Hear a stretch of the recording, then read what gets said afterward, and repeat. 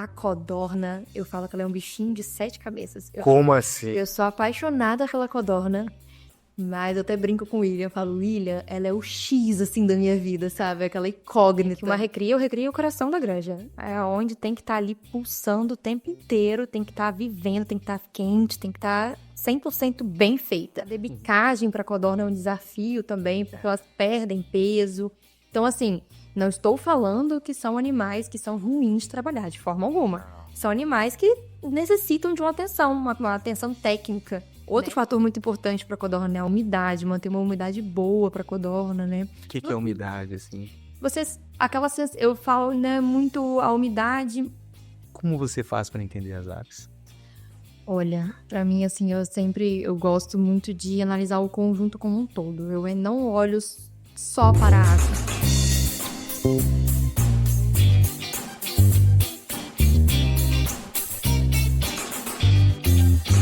Olá, amigos e amigas! Em oferecimento a Fujikura Genética Codorna, a Kilbra Equipamentos, a Frata Embalagem também, a Smutec, estamos iniciando mais um episódio do Pod Aves. Sejam muito bem-vindos ao nosso programa. Eu sou Adriano Felizardo e nesse podcast nós vamos trazer diversos assuntos sobre avicultura. Assuntos como saúde animal, tecnologia, curiosidades, informação e muito mais. E hoje tenho o prazer de receber, nós estamos gravando em Espírito Santo, né? Prazer de receber Lauren Jabor. Jabor ou Jabor? Jabor. Lauren, muito obrigado por você ter vindo aqui, ter prestigiado o podcast, tirado, que hoje é feriado, aqui e no Espírito Santo, e só você tirar um tempo do seu feriado, perder o seu feriado, para compartilhar conosco o que você faz de melhor, que é avicultura, isso para nós é uma grande satisfação e uma gratidão imensa. Gostaria de te agradecer e muito obrigado. Imagina, o prazer é meu estar aqui. Vamos lá. Enquanto isso, eu gostaria de te presentear com um brinde aqui, novamente. Obrigada. Do Pod Aves. Alguns brindes aqui. Pode abrir, por favor. Eu falo novamente que essa é a nossa segunda tentativa aqui, né?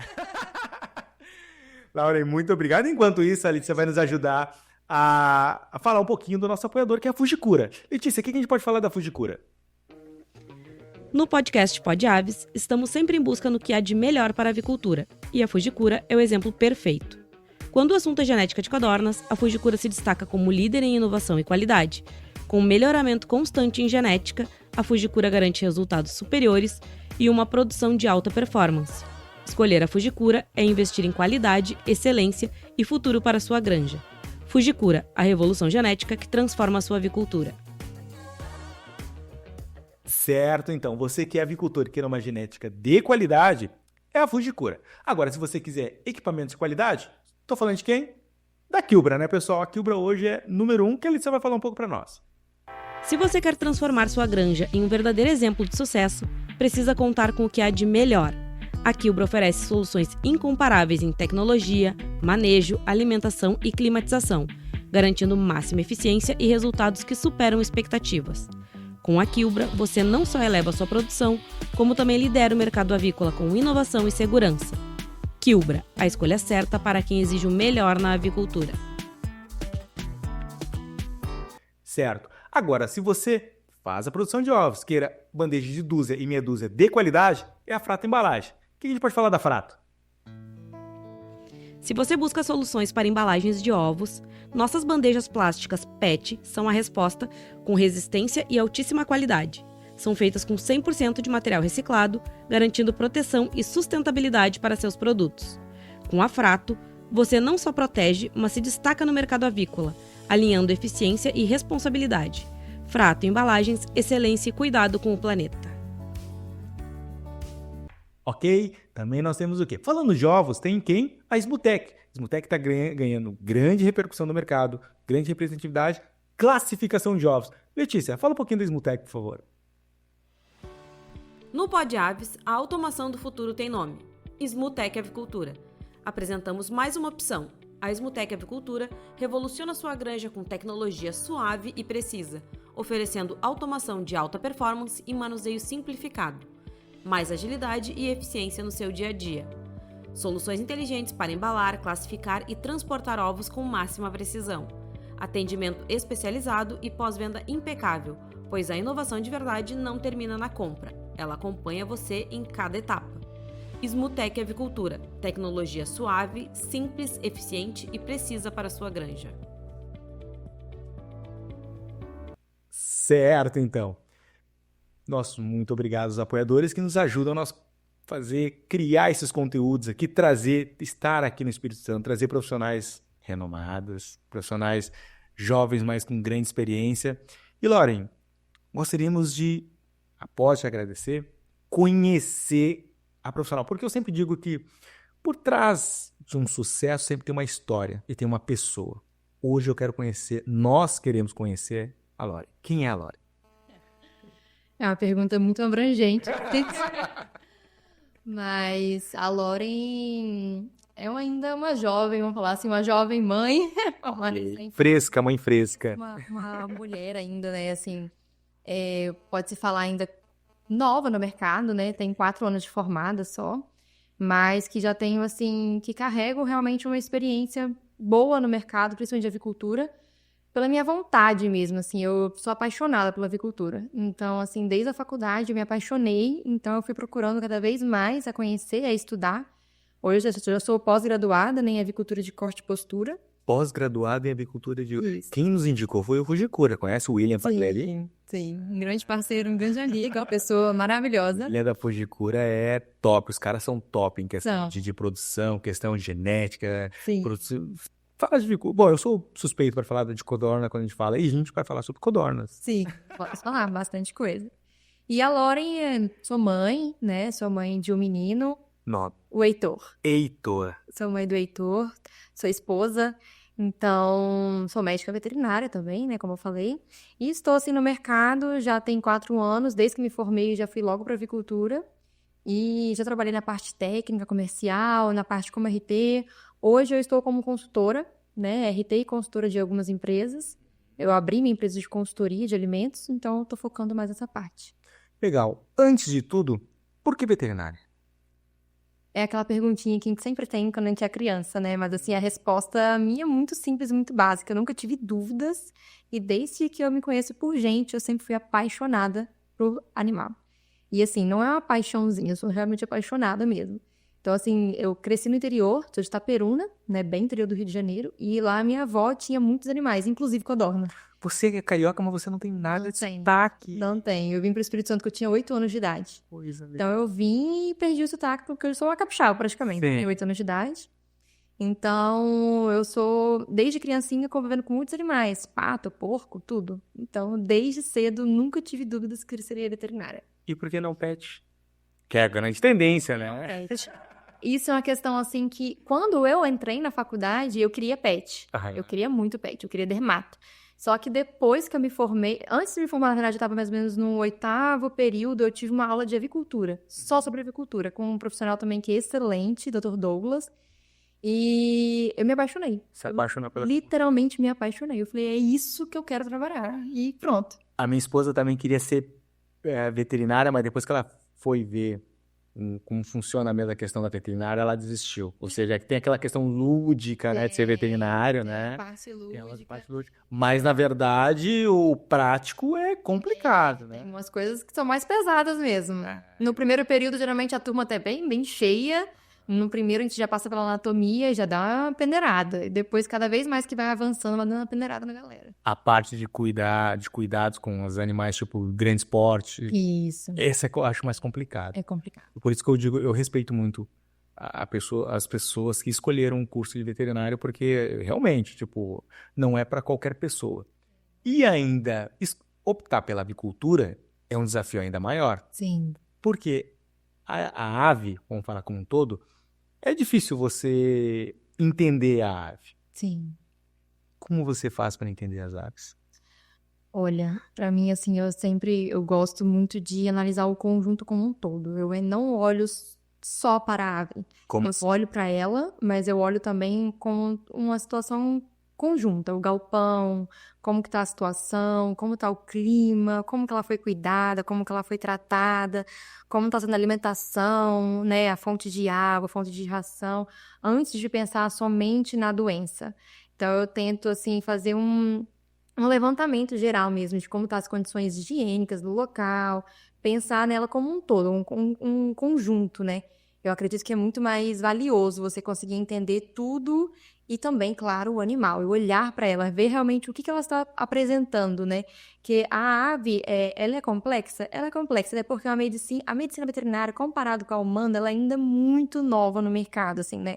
A gente não tem tanto ferramentas que nos ajudam a chegar a um diagnóstico, né, certeiro. Mas a ave, ela já consegue apresentar, desde o início, às vezes, os sinais de que alguma coisa não está legal. Às vezes, a postura mais baixa, às vezes, um ovo, uma qualidade ruim, às vezes, come um pouquinho menos. Então, assim, já consegue né, perceber. Mas eu gosto muito de avaliar todo um contexto, né? O galpão, como que está tudo relacionado.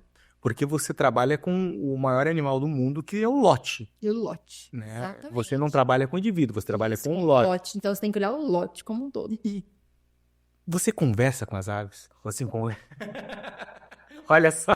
Isso é muito engraçado, porque eu fiz estágio durante um tempo na...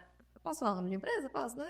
Uma empresa de segmento tal. Eu fiz estágio numa empresa em Santa Maria de Itibá. Ok. E- É granja? É grande. Ah, não, se é granja pode falar. É grande. Quem é do Querovos? Quem é? Copeave. Copeave. Conheço o pessoal. Copeave. Não pode falar, né? O pessoal que é empresas que fazem patrocínio e fornecedores pro pessoal de aves. Não, avicultor pode falar o nome. Agricultores. Eu fiz estágio na Copeave e fiz estágio na Pomer também e na BL também, que hoje é Farias, né? Sim.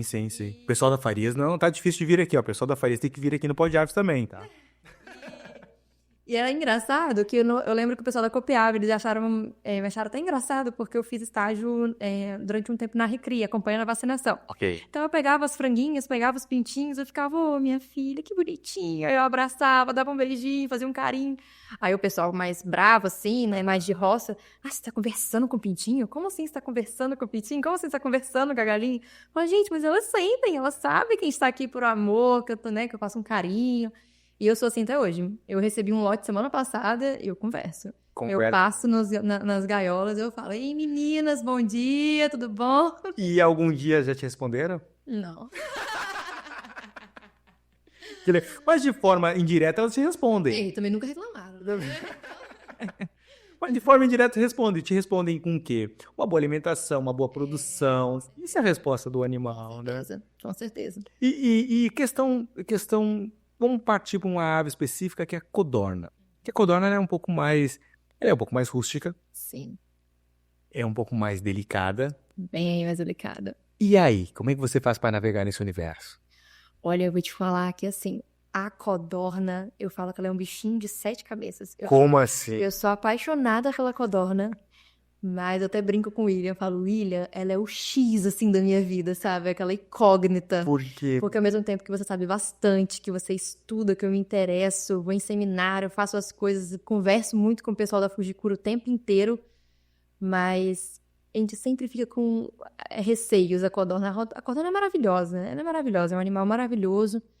Mas a gente sempre tem muitas questões envolvendo a codorna, né? Assim, a gente tem que ter muito cuidado com ela requer um cuidado maior, uma atenção maior, elas são muito mais delicadas, né? Então, assim, por mais que elas são mais rústicas, né?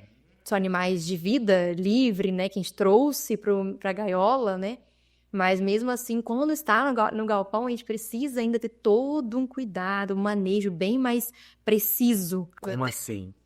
A gente precisa realmente ter um controle de temperatura, por exemplo, na chegada, que no pintinho você consegue ter mais uma relaxada. Tem uma oscilação, ele tem um desvio padrão. Isso, no pintinho você consegue receber e ficar mais tranquilo. Na codorna, não. Você já é a terceira ou quarta pessoa que fala isso. Na codorna você tem que ter todos os seus olhos em cima dela, entendeu? Você não pode piscar com ela.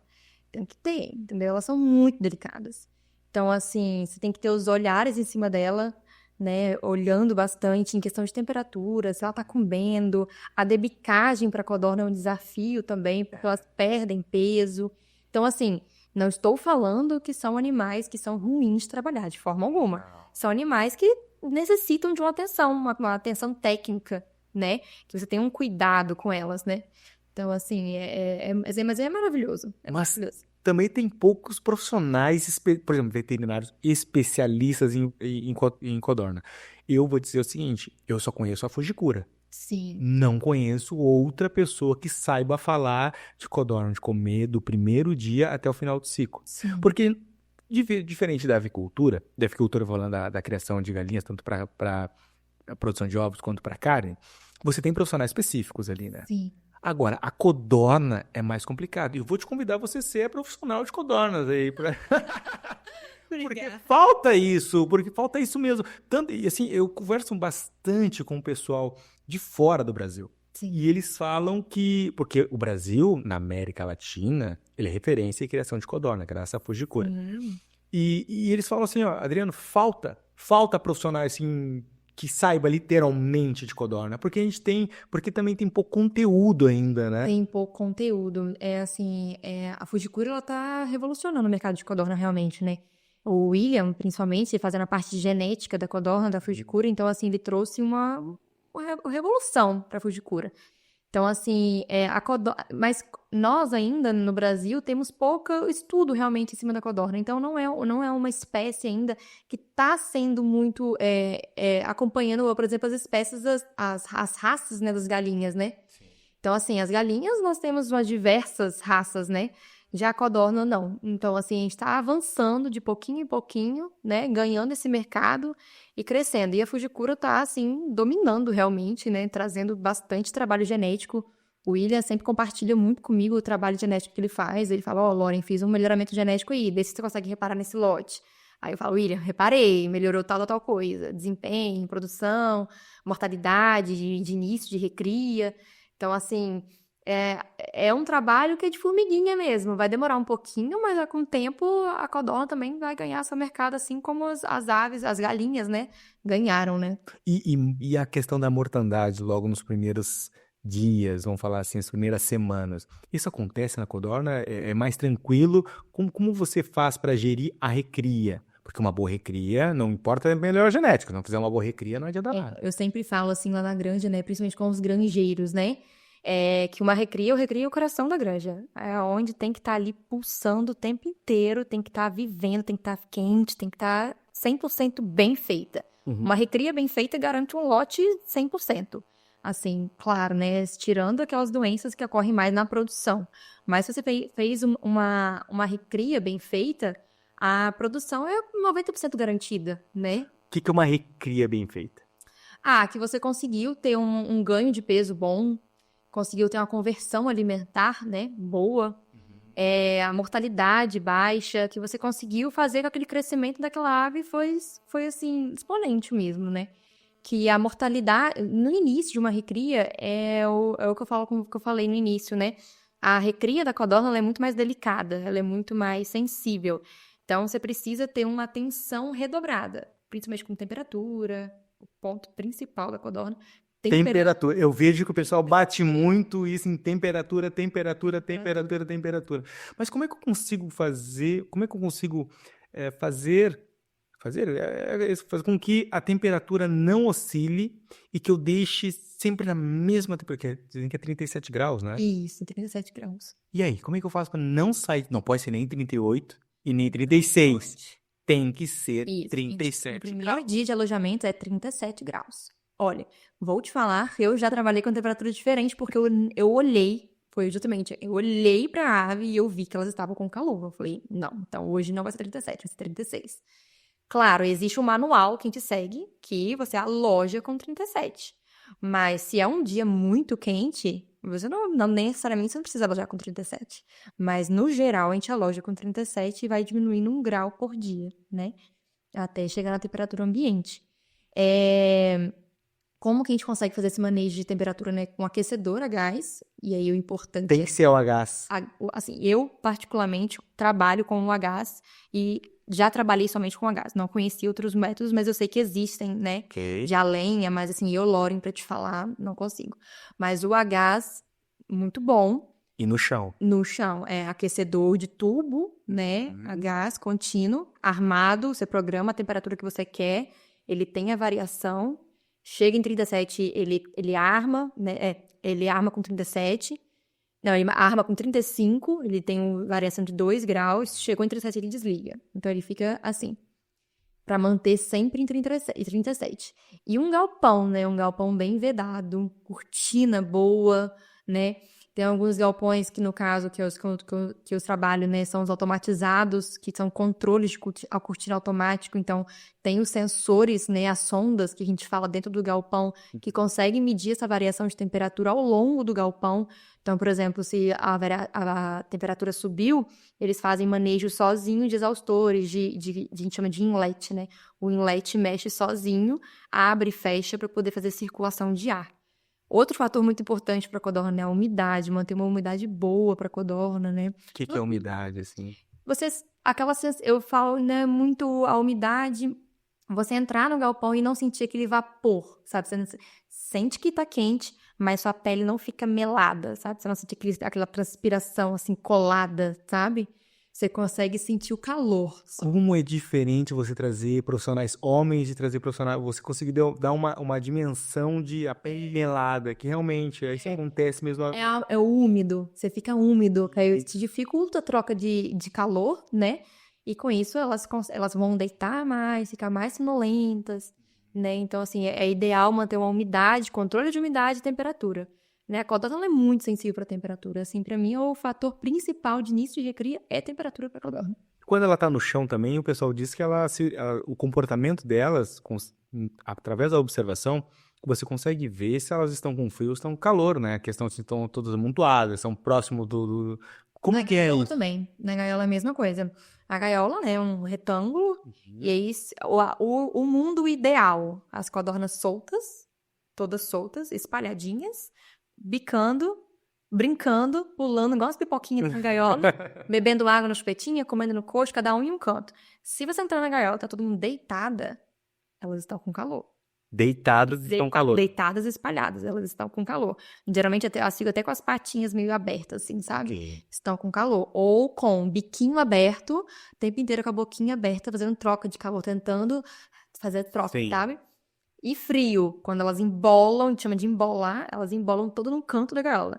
E assim, quando acontece isso, geralmente, é quando deu algum problema no gás. Alguma coisa aconteceu, e aí, assim, corre, porque vai morrer. Morre muito. Morre muito.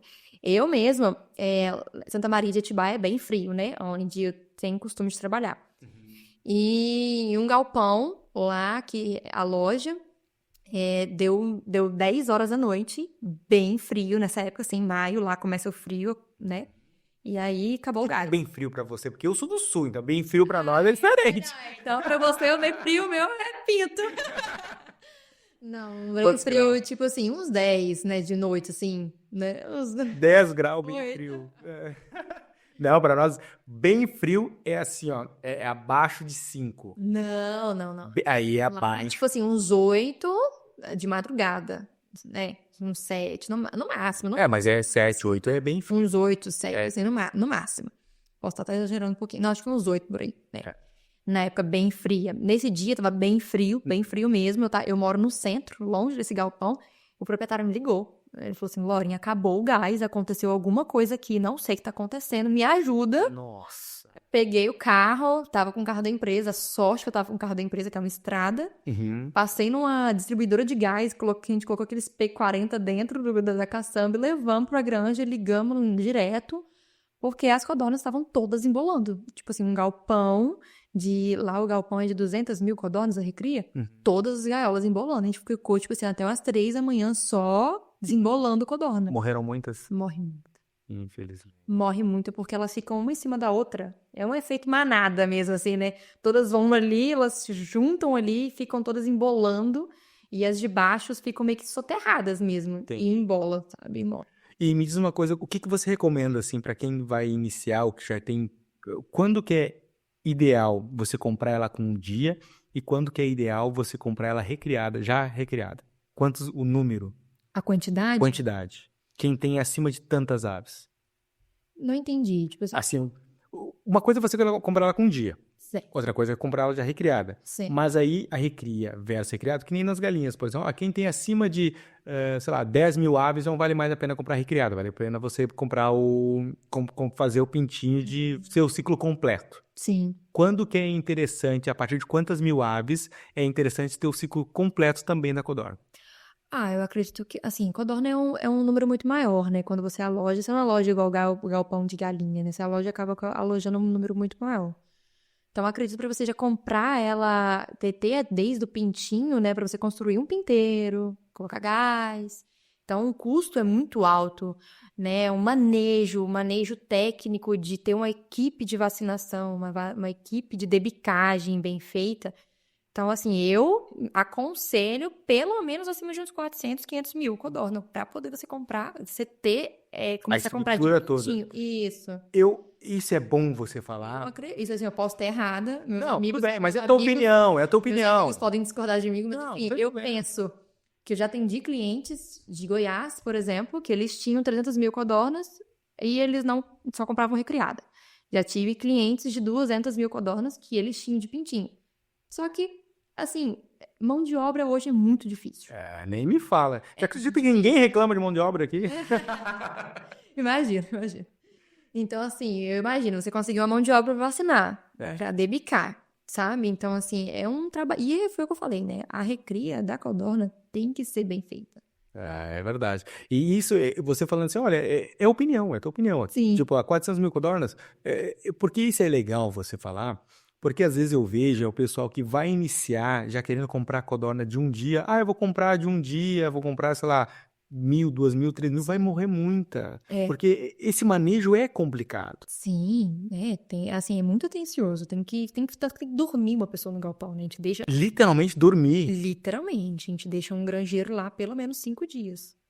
De 4 a 5 dias. Chegou. Isso. Na primeira noite eu tenho. Essa informação é nova pra mim.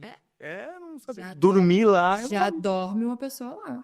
Ô, Laura, e me diz uma coisa, não seria legal.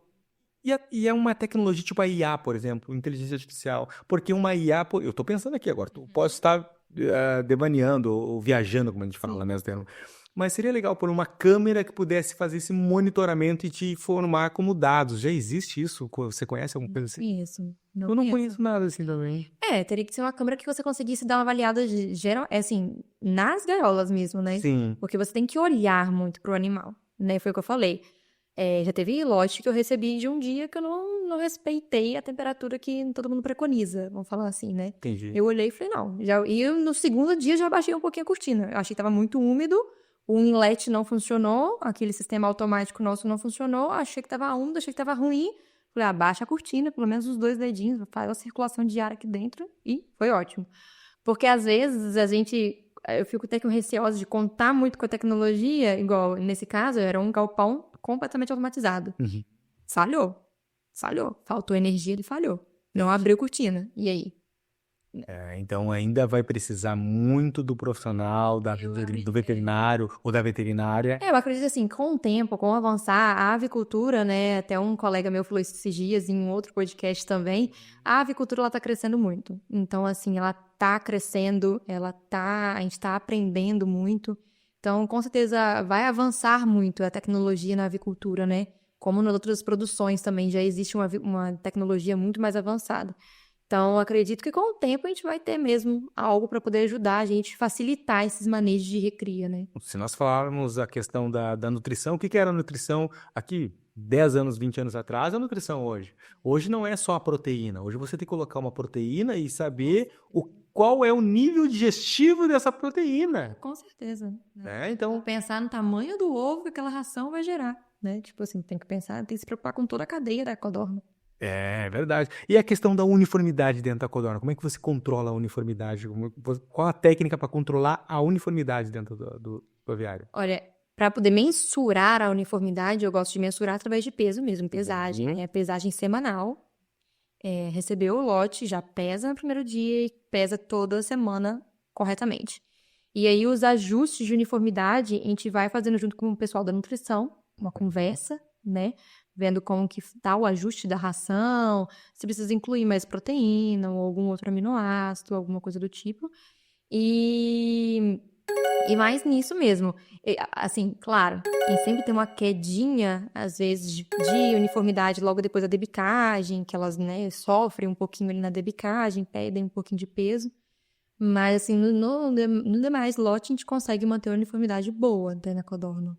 E a questão da debicagem, quantos dias geralmente são feitas? É feita ainda... Existe a laser ainda para debicagem na codorna? Ou faz ainda aquela técnica normal ainda? Eu posso até falar besteira, mas acho que na codorna laser não... Eu não vi também, eu nunca vi. Eu tô te perguntando porque na fichinha. Na codorna tem a lâmina mesmo, que é quente, né? A lâmina quente, corta. Ou tem você só queimar o bico. Você só encosta o bico na lâmina quente mesmo. Uhum. Ele meio que não cauteriza porque ele realmente fica retinho, sabe? Ok. Mas ele dá uma cauterizada, claro, não fica sangrando, né? No início, eu trabalhava com 21 dias. Ok. Trabalhava com 21 dias. Hoje, eu trabalho já com 14. Eu puxei uma semana. Isso, antecipei. A gente reparou que elas estavam sofrendo mais. A codorna um pouco maior estava sofrendo um pouco mais. Ela estava perdendo um pouco mais de peso e estava morrendo mais. Então, assim, detalhes, né? Tipo, ver a hora do dia, se está sendo uma hora muito quente, né? A debicagem, porque elas vão sofrer mais, né? A circulação sanguínea vai estar maior, então vai sangrar mais, pode ter um choque hipovolêmico. Então, a gente pensa muito nisso também. E na questão do controle de dor, a gente sempre faz um dipirem junto, algo do tipo, né? Um medicamento. Um medicamento no animal ou na água? Na água. Na água. A gente faz o medicamento na água durante todos os dias da debicagem para poder ajudar ali. Até um anti-inflamatório. Também? É o dipirem. Ah, tá. Ele já tem isso. Ele já tem... É tipo uma dipirona nossa, né? Ok. Ele já tem um controle de dor, né? Ele é anti-inflamatório e antipirético, né? Ok. Então já faz esse controle e já ajuda ela a melhorar. E ficar atento ao horário e se a lâmina, o manejo, né? Olhar o manejo, se tá sendo cortado direito, Isso. a angulação da cabeça. Aprendi, na verdade, conheci ainda mais. Hoje a gente vê, porque hoje é uma série de entrevistas, então. Não, eu falo entrevista, bate-papo, né? Sim. E eu vi que quanto que é complexo uma debicagem. E ainda, pô, se na ave, na galinha, vamos falar assim, já é complicado você acertar a debicagem, imagina a codorna, que é um bichinho, quantos dias? 10 dias, você falou? 21 dias? 14? Agora eu puxei pra 14. 14 dias, imagina. É pintinho ainda. Peitinho. Porque elas chegam pequitinhas, né? Elas chegam com 7 gramas, imagina. Pois. Elas chegam com 7 gramas. Quando a gente vai debicar, tá com uns 30 e pouquinho. E essa atenção da debicagem, o avicultor, ele tem que prestar atenção, não pode economizar, por exemplo, tem que ser um profissional top. Com certeza, tem que ter toda atenção. Porque, pensando, né, é o que eu falei, a recria é o coração da produção. Então, uma recria bem feita serve a produção toda. Se você debicou mal debicado, existem 2 problemas. Uhum. Primeiro problema é um bico torto, aquele biquinho canivete, Uhum. né? Ela vai ter problema de ficar conseguindo comer, né, no coxo. Ela não vai ter uma nutrição adequada, então o risco de produção baixa, né? Desculpa, parênteses. Ficou com o bico torto, como é que a gente faz pra consertar? Não tem mais? Torto, não. Se ficou com o bico desigual, você consegue até dar uma repassada no lote, sabe? Dar uma olhada. Ok. Agora, o bico torto, não. Aí tem que não. descartar. A gente até deixa ela lá, ela vai se virando como ela pode, entendeu? Ela vai comendo, tadinha, e vai botando, entendeu? Mas não vai ser aquela produção. Porque, assim, de um lote, não quer dizer que 100% você debicou e ficou bico torto, né? Um ou outro tá com bico torto, mas tem outros bons. A gente tenta sempre manter um padrão, né? Fazer o máximo de bicos ótimos, né? Outro ponto é um bico de baixo maior e o bico de cima menor. Também vai ter um problema de bicar e comer também, né? O outro problema é cortar de menos, ficar um bico muito grande. Chegar lá no final e você não ter, por exemplo, um galpão climatizado. As codornas, elas costumam ser um animal um pouco mais estressados na produção. Então, por exemplo, se você levar ela com um bico muito grande e ela sofrer um estresse térmico, pode ser que ela tenha um canibalismo ali acontecendo. Eu já tive em galpão, que era um galpão não climatizado, um galpão convencional, e não foi feita uma debicagem 100%. Ficou um biquinho ali que, teoricamente, estava ótimo para mim.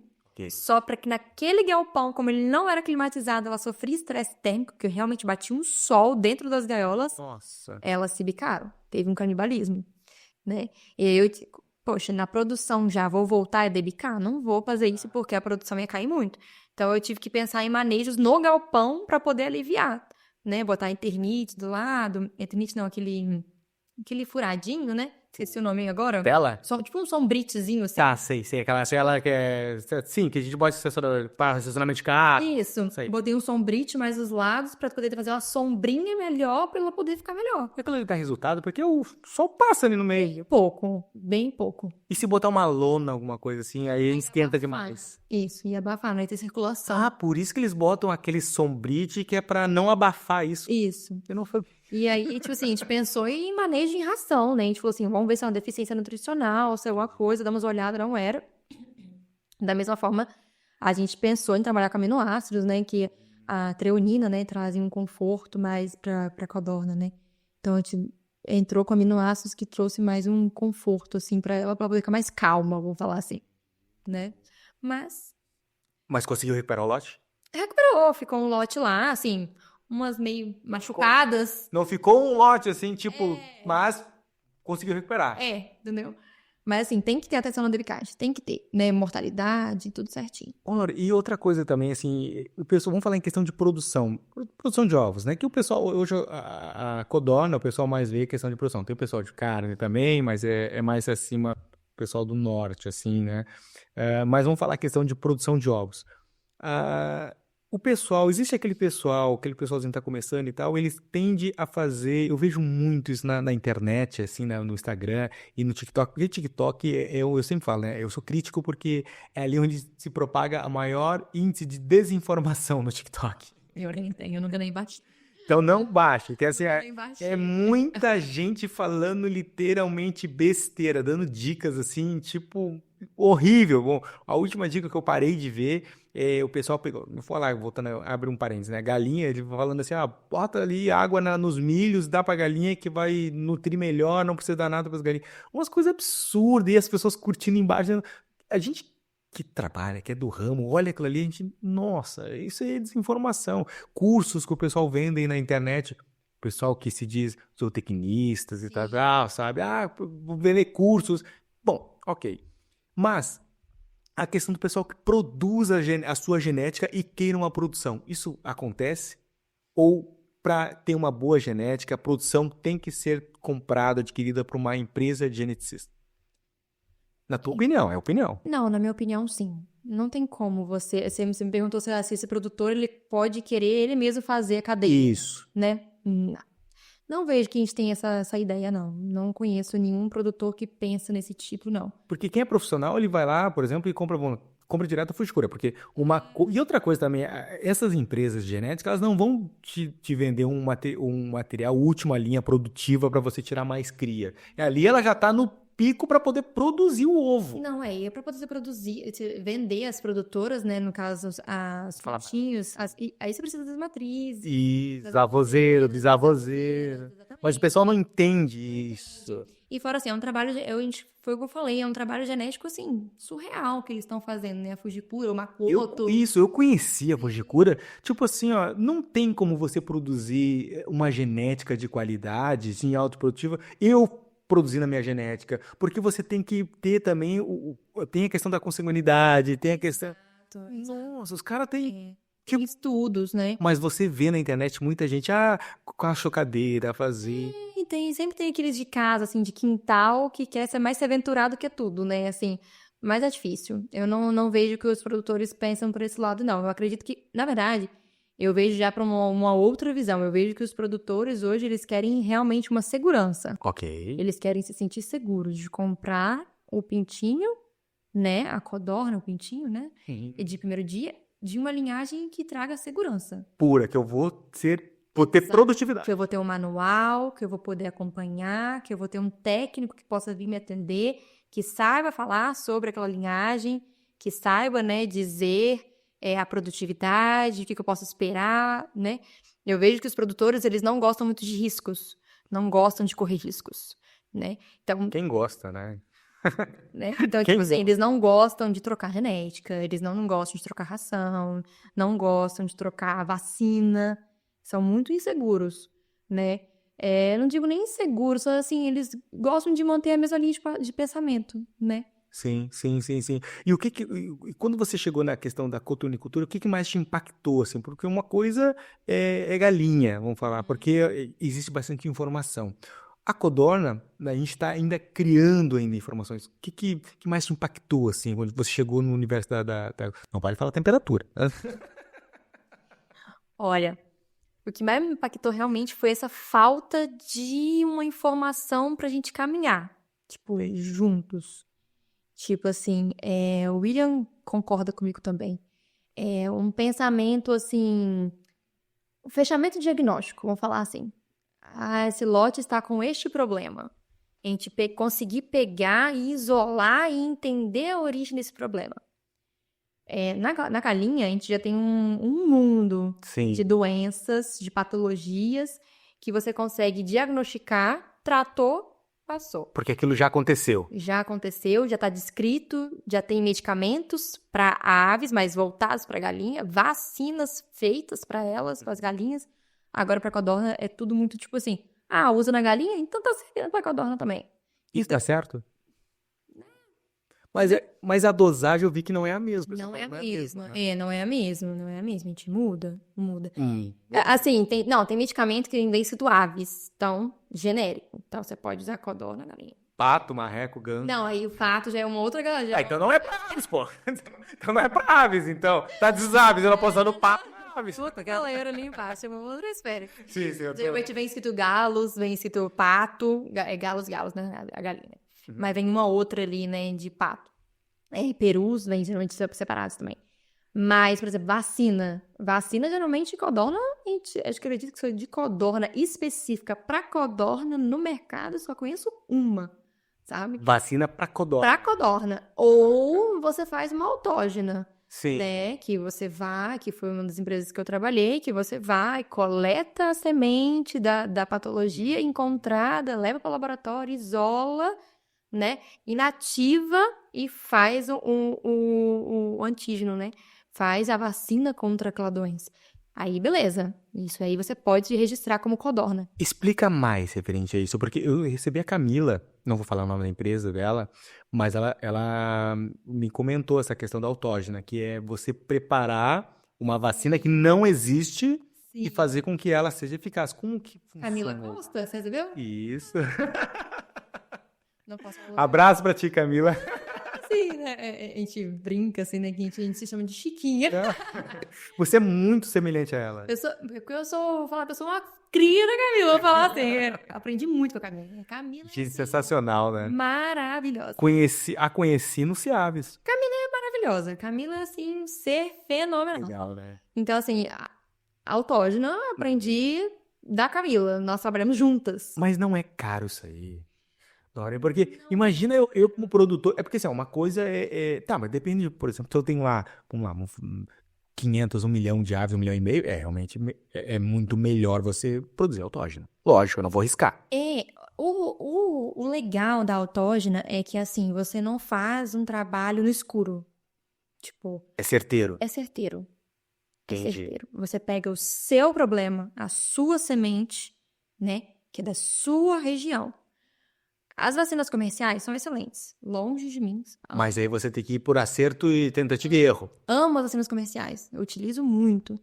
Mas a autógena eu já penso em um outro patamar. É tipo uma outra questão.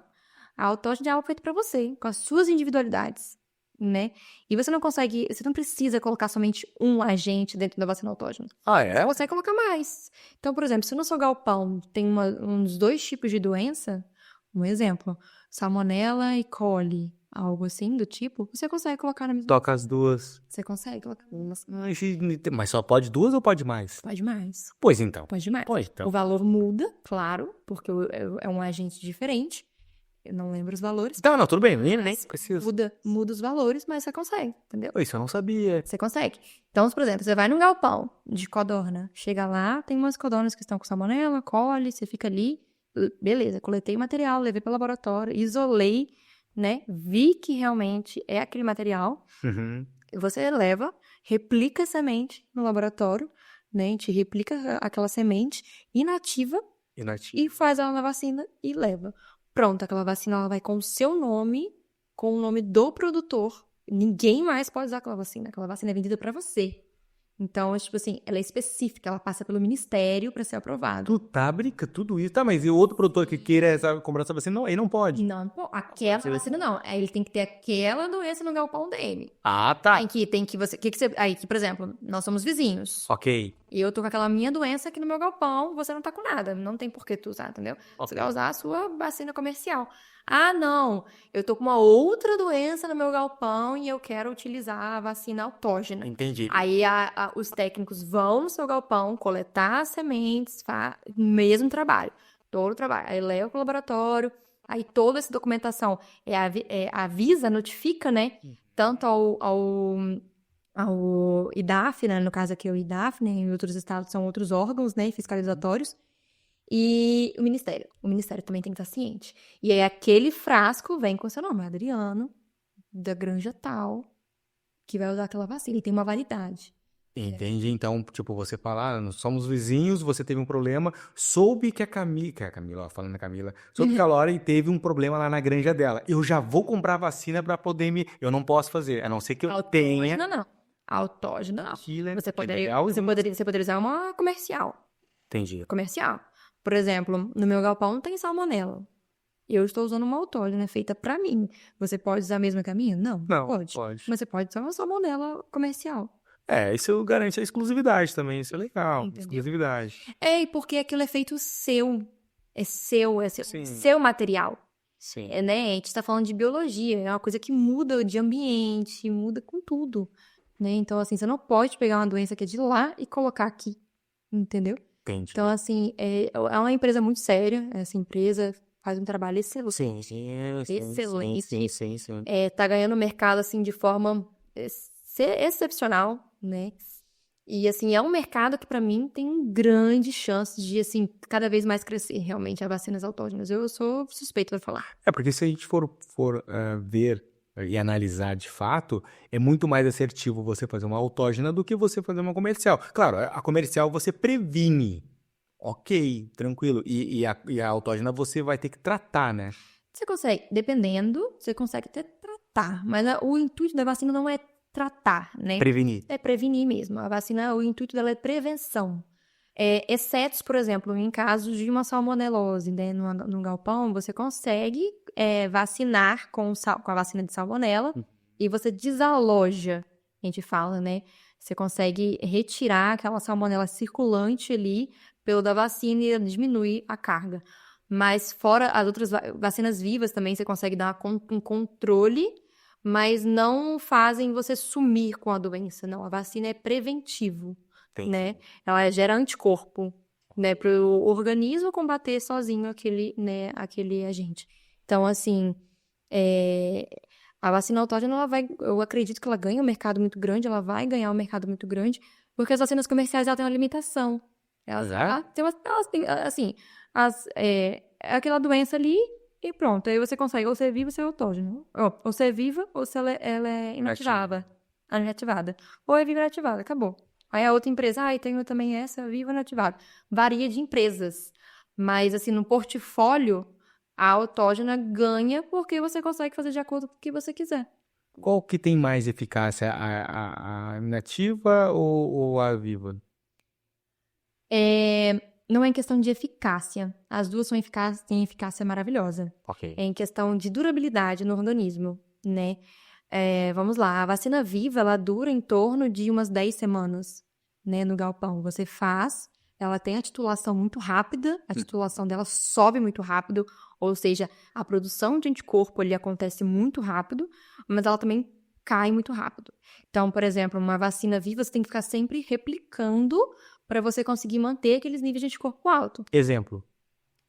Uma vacina de bronquite. Ok. Uma vacina de bronquite, você tem que estar sempre fazendo. A cada 8 semanas, você tem que estar replicando, porque senão seus níveis de anticorpo vão cair. Ok. Né? E você abre brechas para entrar uma bronquite e expressar, né, os sinais da bronquite. Uma casca mole, né, tudo mais. Mas uma vacina inativada, ela é oleosa, geralmente. A gente tem a oleosa, tem a aquosa, né?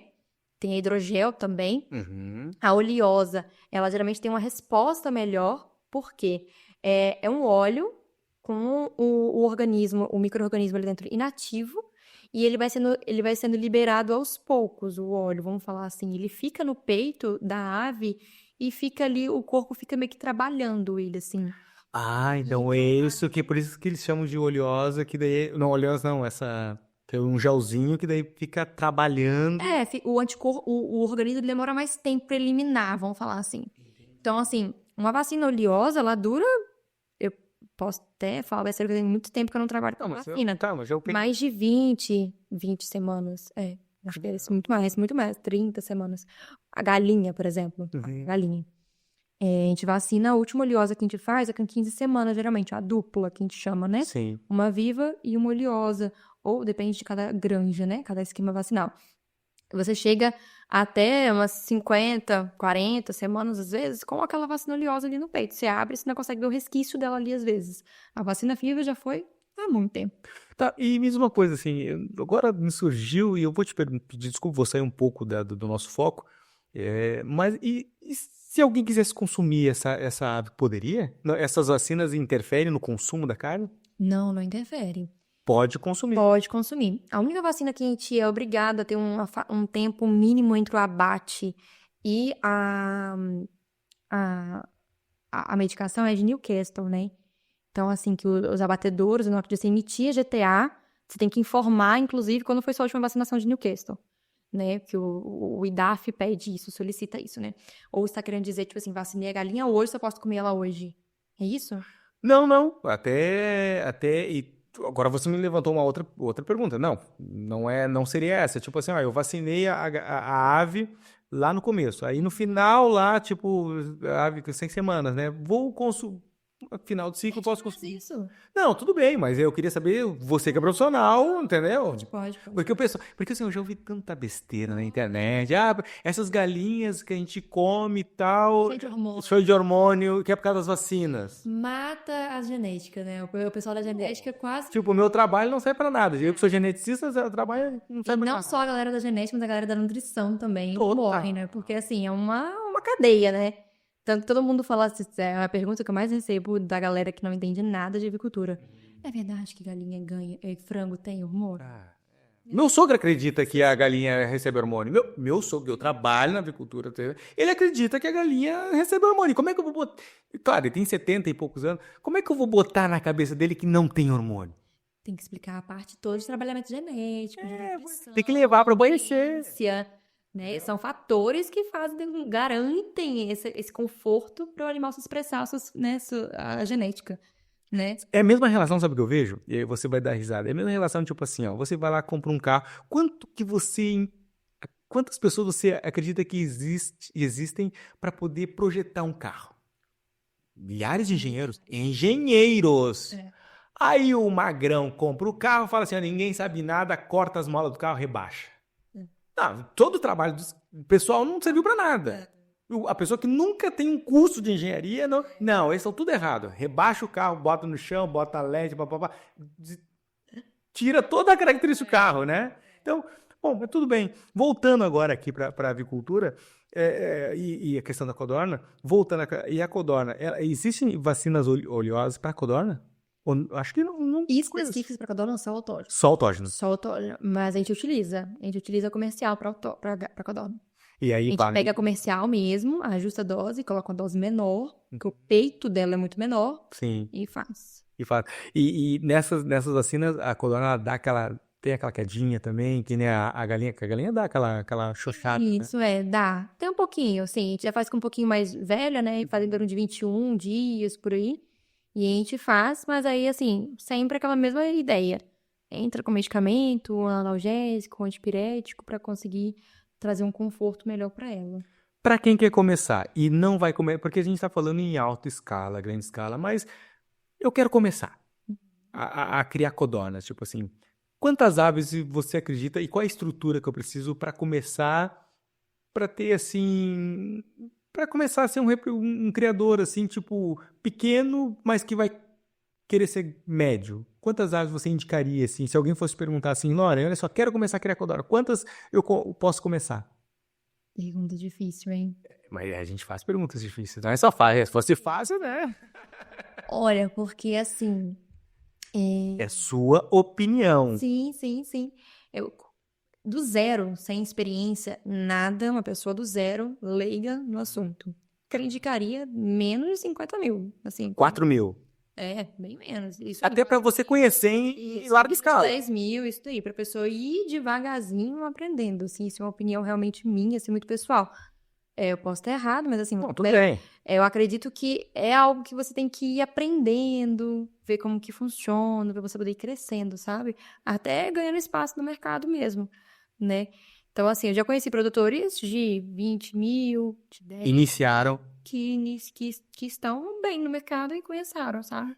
Eu vou dizer o seguinte, um número bom, eu posso dar meu achômetro, eu sei que a gente tá batendo bate-papo e é a sua opinião que vale, mas eu achei bom o teu número de 4 mil, eu indicaria 1.000, mas de 1.000 a 4 seria ideal, porque além de ele conhecer o manejo, também tem a questão da produção de ovos, porque hoje você tem lá 80% de produção, 90%, amanhã você vai ter... E aí... você colocar aquilo no mercado, porque uma coisa é ter 500 aves. 500 é babado, é fácil vender. Agora, ter 1.000, 5.000, 4.000 é mais de pouquinho mais. Você tem que conseguir escoar esse ovo, né? Pois então. Então, eu acho que o seu número é legal. E o pessoal que te chama, assim, que contrata você, o que eles mais te reclamam, assim, a questão da codorna? Mortalidade. E essas mortalidades têm a ver com o quê, geralmente? É aí que eu entro, que eu falo que é um bichinho de 7 cabeças, que é o X da minha vida sem a codorna. Mortalidade e produção, assim. William, por favor. Não, tapa os ouvidos, William. Mas ele me conhece, eu sou assim mesmo. Eu falo. Assim, claro, ele mesmo já me mostrou dados de outros produtores do Brasil que, sim, tem a produção maravilhosa.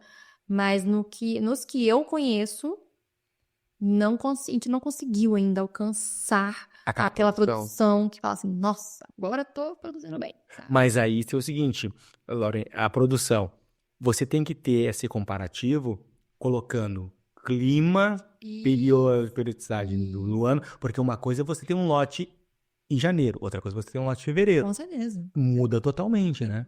Então a gente tem que comparar, olha, eu vou dando palpite, né? Comparar lotes iguais, o mesmo lote igual, em mesmas situações. Por exemplo, mas lá tem 35 graus e o outro tem 35 graus, por exemplo, tá? Mas um é na serra, outro é nível do mar. Influencia também. Muda muito.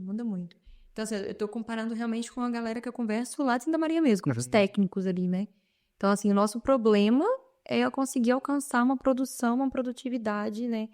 Mas, assim, estamos caminhando para isso. Estamos caminhando, né? O William, graças a Deus, fez várias melhorias na genética, que, assim, que realmente, desde o meados do ano passado, a gente realmente reparou um lote muito bom. Top. Muito bom. Melhorou, pelo menos, né? Muito bom. Valeu, William. Obrigado. E a gente também tem se capacitado tecnicamente. Sim. Eu digo assim, a genética influencia demais, mas saber receber o lote, conduzir o lote é muito mais nosso.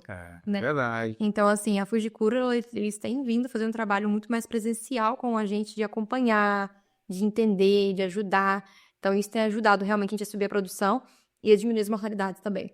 Né? É verdade que o pós-venda deles é top? O pessoal quando fala Fujikura, o pós-venda dos caras é muito top, cara. Não, o William é sensacional. Makoto também é muito bom. Quem quer tirar dúvida, o Makoto é uma pessoa sensacional. O Makoto também, conheci na Ciaves também, porque você fala a questão do manejo, e eu conheço Santa Maria de Jetibá, às vezes lá num só dia faz os 4 climas do ano. Lá é loucura. Né? Lá... E aí, como é que faz pra navegar nisso? Tem que se dando jeito.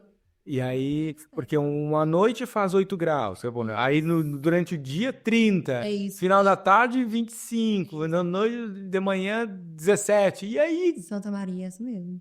E aí isso influencia diretamente na produção, no manejo. E como é que você sente assim a questão dos produtores?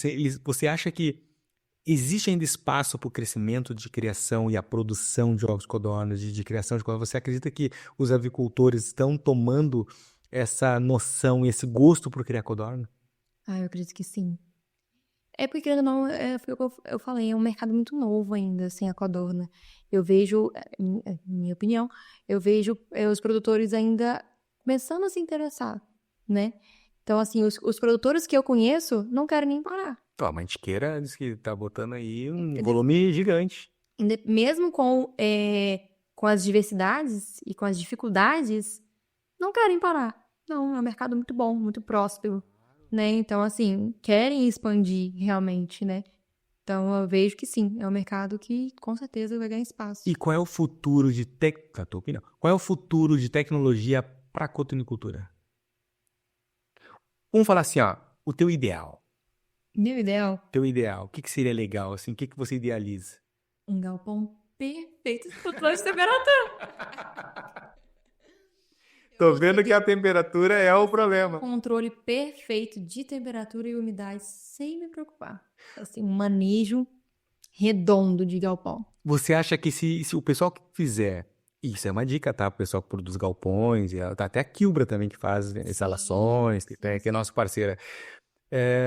Você acha que a empresa que dominar a climatização dentro de um aviário de cotonicultura, isso vai resolver uma grande parte da mortalidade? Sim.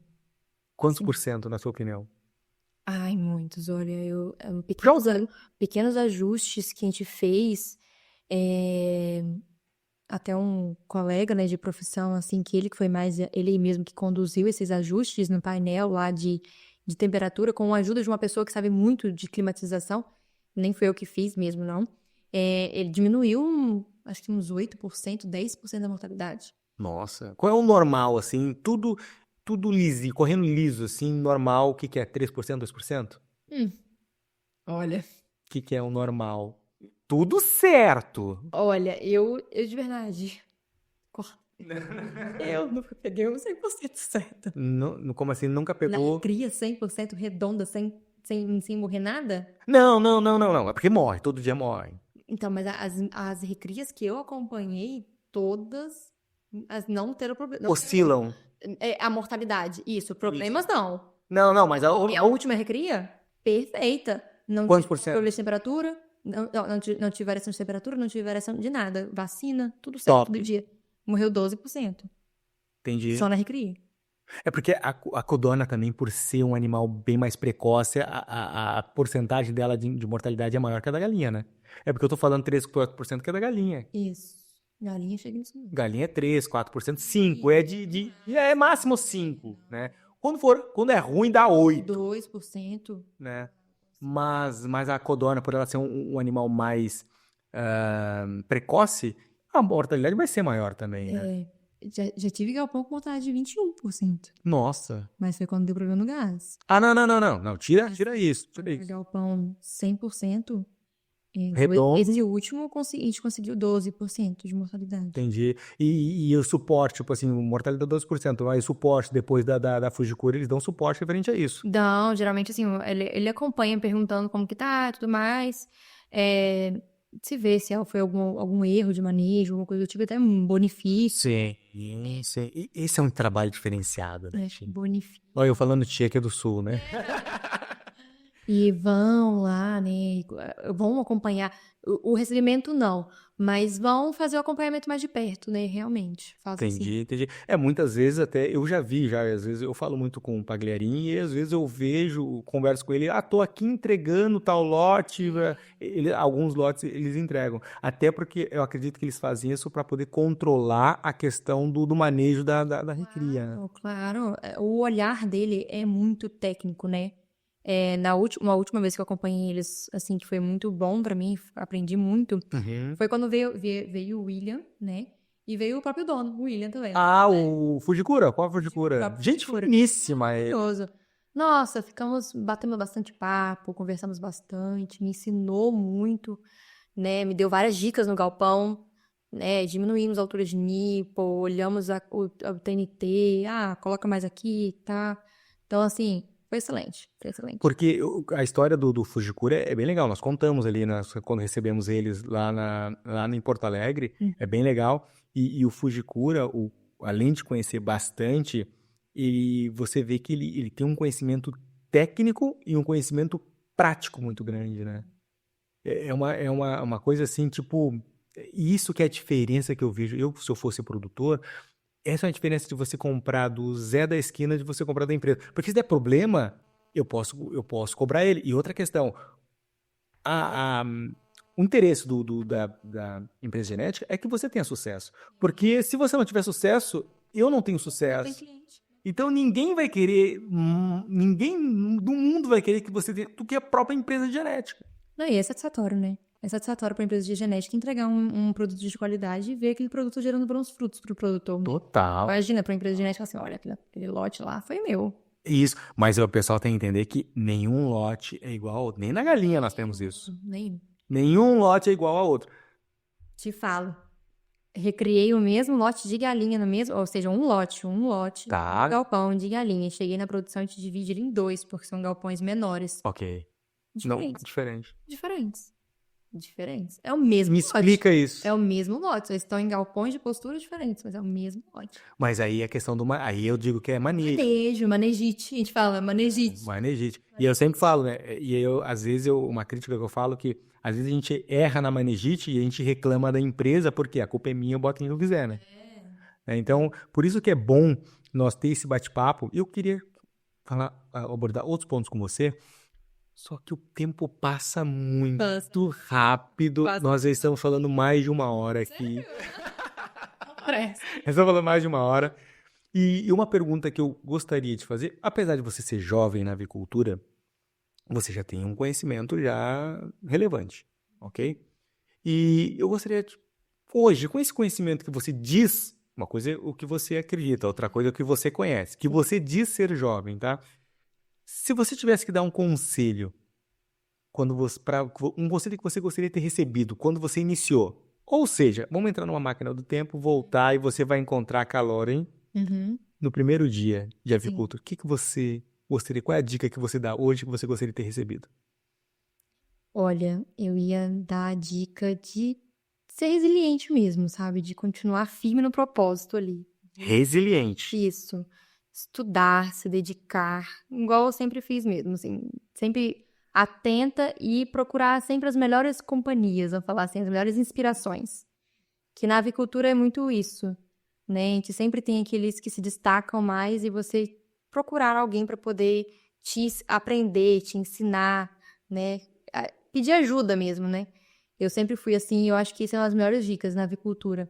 É se inspirar em profissionais capacitados.